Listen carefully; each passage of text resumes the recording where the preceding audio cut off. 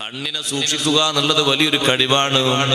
കാരണം കണ്ണുകൊണ്ടുള്ള കാഴ്ച പലതും നമ്മുടെ ഹൃദയത്തിൽ പതിഞ്ഞിട്ടാണ് യഥാർത്ഥ ഖുശൂ നമുക്ക് വന്നു ചേരാത്തത്. പല ചിത്രങ്ങളും ഇപ്പോഴും നമ്മുടെ ഹൃദയത്തിൽ മാറാതെ മറയാതെ ഒളിഞ്ഞു കിടക്കുന്നുണ്ട്.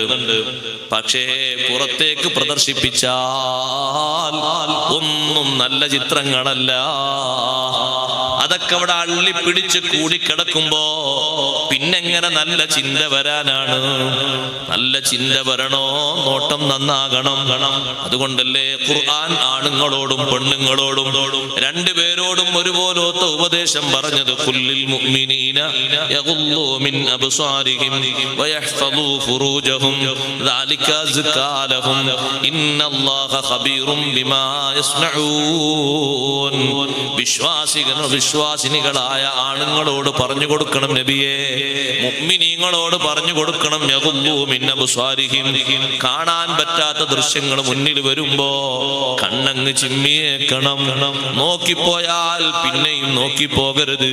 സംഗതി വശാൽ അങ്ങനെ കണ്ടുപോയി ഉടനെ തന്നെ ചിമ്മിയേക്കണം.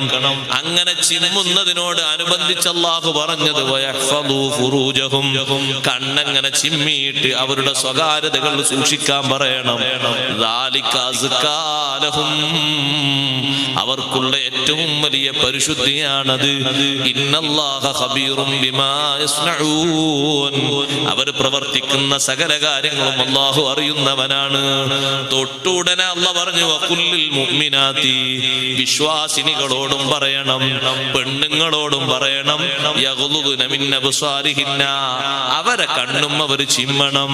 വയഹ്ഫദ്ന ഫുറൂജഹുന്ന, അവരുടെ സ്വകാര്യതകളും അവർ സൂക്ഷിക്കണം. രണ്ടും ആണുങ്ങൾക്കും പെണ്ണുങ്ങൾക്കും തത്തുല്യമായ നിയമമാണ്.